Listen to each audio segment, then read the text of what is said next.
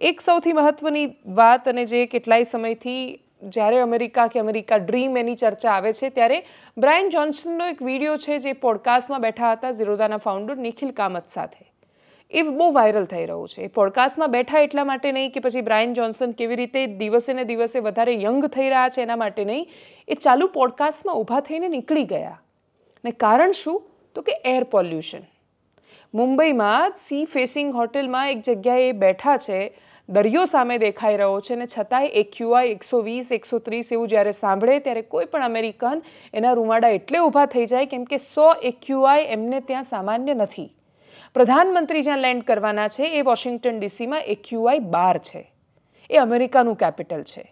ભારતનું કેપિટલ દિલ્હી છે, અને દિલ્હીમાં AQI 150 એ સામાન્ય છે. 150 પર તો પ્રજા આભાર માને છે કે ભગવાન સારું કર્યું કે 150માં અમે જીવી રહ્યા છીએ.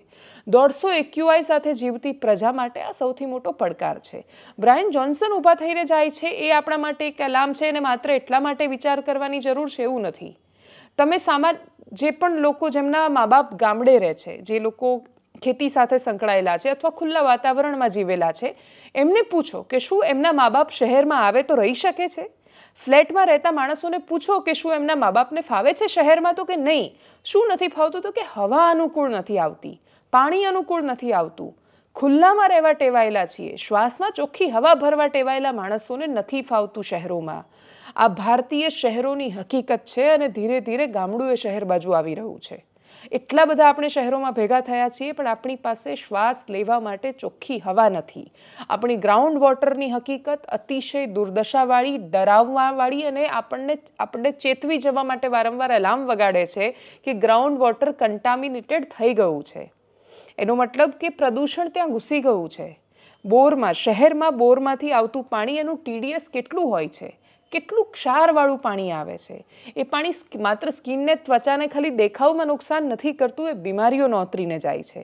અને એ બધી જ નોતરતી બીમારીઓ વચ્ચે ટેવાતા માણસો આપણે પાણી ખરાબ આવે તો RO લગાવી દઈએ છીએ, આપણે બીજા કોઈ રીતે કોઈને કોઈ ફિલ્ટર લગાવવાનો પ્રયત્ન કરીએ છીએ. આપણે પૂછવાનું ભૂલી જઈએ છીએ કે પાણી માટે આપણી સરકારો શું કરી રહી છે, અને માત્ર સરકારો નહીં, આપણે પોતે શું કરી રહ્યા છીએ સાથે સાથે. એ રેઇન વોટર હાર્વેસ્ટિંગ માત્ર એક વિષય કે પછી એક સરસ મજાની થતી વાતો નથી. આપણે યાદ રાખવું પડશે કે એ જો એક જ પાણીનો સ્ત્રોત એવો છે, વરસાદી પાણીનો, કે જે આપણી પાસે ચોખ્ખું બચ્યું છે. નદીઓ આપણે ધીરે ને ધીરે દૂષિત કરી રહ્યા છીએ, ગંદી કરી રહ્યા છીએ. પાપ ધોવા માટે નદીઓ સીમિત રાખી છે. નદી આપણને જીવાડતી હતી, આપણે ભૂલી રહ્યા છીએ. આટલા વિશાળ વિષયોની જે રાજ્યની ચૂંટણીમાં ચર્ચાઓ થવી જોઈતી હતી એ થઈ પણ છે, અને એ દિલ્હીનું ઇલેક્શન છે. દિલ્હી ઇલેક્શન વિશે વાત કરતા પહેલા બ્રાયન જોન્સન વિશે પણ એકદમ સંક્ષિપ્તમાં એટલે કહું. બ્રાયન જોન્સન ટેકનોક્રેટ તો હતા, અને એના પછી હવે એ બ્લુપ્રિન્ટના ફાઉન્ડર છે. બ્રાયન જોન્સન ચર્ચામાં શું કામ છે? ઘણા બધા પોડકાસ્ટ આપી રહ્યા છે. એમનું કામ શું છે? એ બ્લુપ્રિન્ટ વેચે છે. બ્લુપ્રિન્ટ શું છે? એ એક એવો ડાયટ બનાવે છે, એવો ખોરાક બનાવે છે, ને એક એવી ક્લિનિકલ પ્રોસેસને અનુસરે છે કે જે કહે છે કે અલગ અલગ સ્ટેપમાં તમે મને અનુસરશો તો તમે 45 વર્ષમાંથી 18 વર્ષના થશો, અને તમે જિંદગીમાં કોઈ દિવસ નહીં મરો. બ્રાયન જોન્સન એક એવો માણસ છે કે જે દાવો કરી રહ્યો છે, જે પ્રયત્ન કરી રહ્યો છે કે એ જીવનમાં ક્યારેય મરવાનો જ નથી. એ દિશામાં જાય છે, ને એટલે જે દરરોજ પોતાની જાત પર એક્સપેરિમેન્ટ કરે છે. બ્રાયન જોન્સન છોકરાનું લોહી લઈ અને પછી આખું લોહી પોતે એમાંથી પ્લાઝમા કાઢીને આખા શરીરમાં લોહી બદલે છે દર થોડા સમયે. બ્રાયન જોન્સન પર રિસર્ચ કરતા નિષ્ણાંતોનો દાવો છે કે એમની સ્કિન 25 વર્ષના છોકરા જેવી છે, એ 45 વર્ષ ઉપરના છે. એમની ચામડી 25 વર્ષના છોકરા જેવી રિજ્યુનેટ થઈ છે, એટલે એવી નહોતી એવી થઈ છે. એમનું હૃદય બહુ નાનું છે, એમના ફેફસા બહુ યંગ છે, અને એમનું હૃદય 18 વર્ષના છોકરા જેટલું છે, અને એટલું ફ્રેશ, એટલું સરસ રીતે એ કામ કરે છે.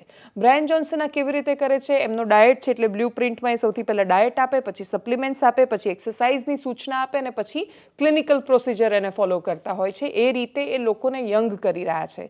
પણ એ યંગ એ માત્ર દેખાવમાં યંગ નથી કરતા, એન્ટી એજિંગ, એટલે લોકોની ઉંમર વધે, આ પ્રોસેસ ફોલો કરવાવાળા માણસોની ઉંમર ઘટે, એ પ્રકારના એ પ્રયોગો કરી રહ્યા છે. એ પ્રયોગ એ પોતાની જાત પર કરી રહ્યા છે, એટલે એના વિડીયો, એ ઘણીવાર પ્લાઝમાના વિડીયો, આખું બ્લડ ચેન્જ કરતા હોય એના વિડીયો એ મૂકતા રહેતા હોય છે. તો આ બ્રાયન જોન્સનની કહાની છે. તો એમને તો ડેફિનેટલી ફરક પડવો જોઈએ જો AQI 130 હોય. 12 AQIમાં રહેવા માટે ટેવાયેલા માણસો માટે 130 AQI અઘરો પડતો હોય છે.